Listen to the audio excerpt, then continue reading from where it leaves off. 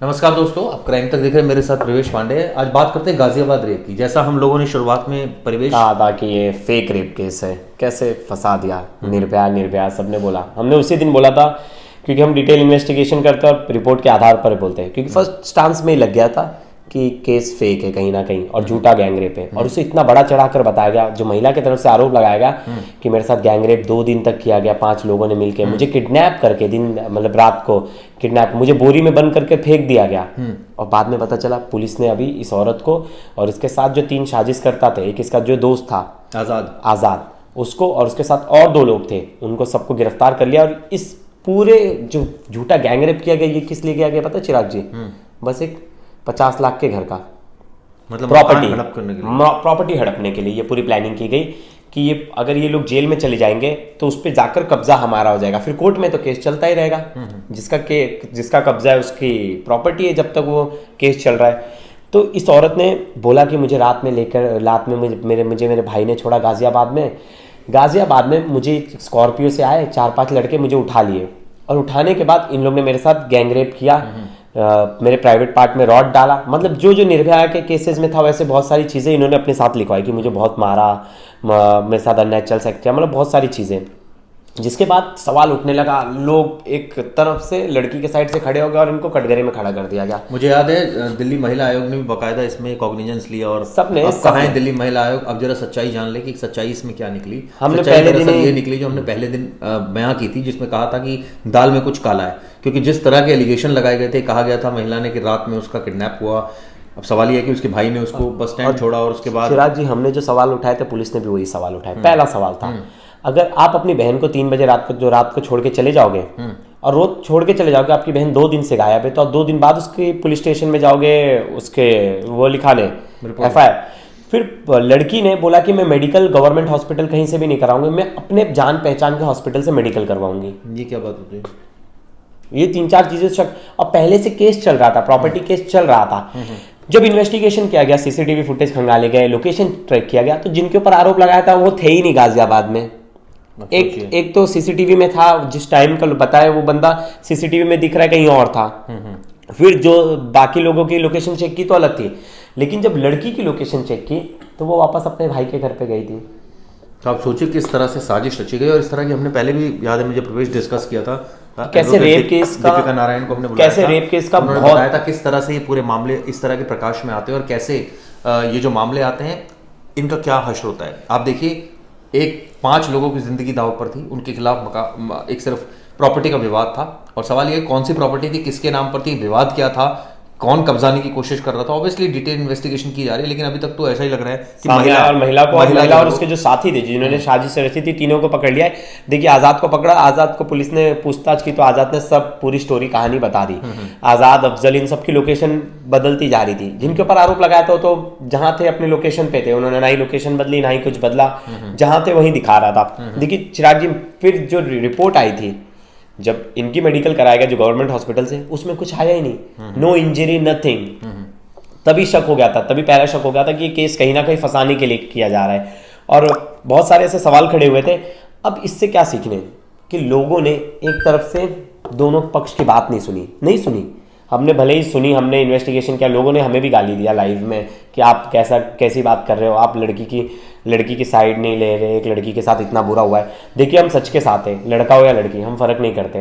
लेकिन सबसे बड़ी बात है ना, सच के तो हम साथ हैं, लेकिन सच्चाई ये है कि इस तरह के केसेस में पुलिस भी शुरुआत में ऑब्वियसली मुकदमा दर्ज करती है क्योंकि लड़की बयान दे रही है, करना ही पड़ेगा। उसके बाद आरोपियों को जेल तक भेज दिया जाता है, बिल्कुल, जो कानून कहता है। तो कानून में ऑब्वियसली हमने कई बार डिस्कस किया, एक तो बहुत ज्यादा फेरबदल की इनिशियल अरेस्ट की कोई आवश्यकता नहीं है। पहले आप इन्वेस्टिगेशन कर लीजिए, मुकदमा करना है आप करिए, लेकिन इन्वेस्टिगेशन पहले कीजिए। और उनकी फोटोज आ गई, आरोपियों की फोटोज आ गई, इंटरनेट पे सब जगह आ गई, ये गैंगरेप इन्होंने किया है। भाई उनके बच्चे, उनके जो निर्दोष है, जब उनके घर पे ये सब चीजें देखेंगे, कितने मेंटल ट्रॉमा में चले जाते हैं, ये कितना ज्यादा ट्रॉमा हो जाता है। सही बात है। इनके लिए तो एक छोटी सी बात है, गाजियाबाद पुलिस की, उन्होंने बहुत अच्छी इन्वेस्टिगेशन इसमें की और वो बधाई के पात्र हैं कि उन्होंने इस केस को सुलझाया। बिल्कुल, लेकिन सवाल कई है। क्या पुलिस ऐसा हर केस में करती है चिराग जी?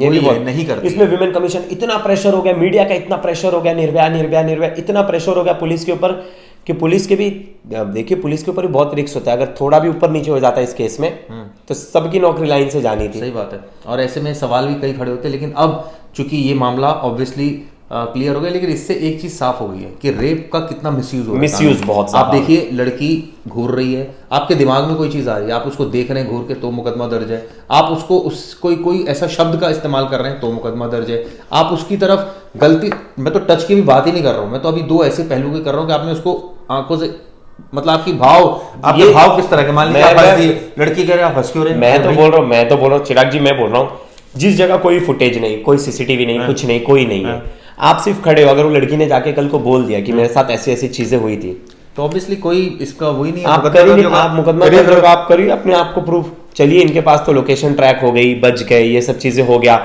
बहुत सारी चीजें सामने निकल के आ गई, तब बच गए। तो मैं वही कह रहा हूँ ना, कानून में कितना बदलाव की जरूरत है। अगर मान लीजिए ये कानून में लिखा है कि क्योंकि निर्भया के बाद जब ये पूरा गैंगरेप हुआ था तो कानून बदला था, ठीक है, आपने जुवेनाइल की एज भी कम करी, लेकिन सवाल ये उठता है कि इस केस में अगर आप लड़की को ऐसे घूर रहे हैं, आप कोई व्यंग कर रहे हैं, मतलब कोई आप मान लीजिए लड़की को कुछ गलत इशारे कर रहे हैं तो मुकदमा दर्ज है, आपने कुछ बोल दिया तो मुकदमा दर्ज है, आपने टच, तो मैं भी बात ही नहीं कर रहा हूं, वो तो और मतलब बिना बोले, बिना सबूत टच करने की कोशिश की बिना सबूत तो मुकदमा दर्ज हो गया, टच कर दिया तो मुकदमा दर्ज हो गया, और आगे और कुछ किया तो है ही मुकदमा दर्ज। और सबसे तो कहने का मतलब ये है दोस्तों कि आप सोचिए कि आप कितनी बड़े, मतलब एक तरह से ठीक है लड़कियों से बात कीजिए, लेकिन आप हर लड़की एक जैसी भी नहीं होती, लेकिन कई लड़कियां इसका बड़ा मिसयूज कर रही हैं। आप सोचिए, बिल्कुल उनके लिए एक तरह से ये जिनके पास शायद पैसा नहीं है या कोई वो अलग दिमाग की है या उनको मजा आता है। हमने केस डिस्कस किया था, कई ऐसे केस सामने आए हैं जिसमें कि इस तरह से फेक रेप केस दर्ज हुआ है, पुलिस को पता है फेक रेप कैसे, लेकिन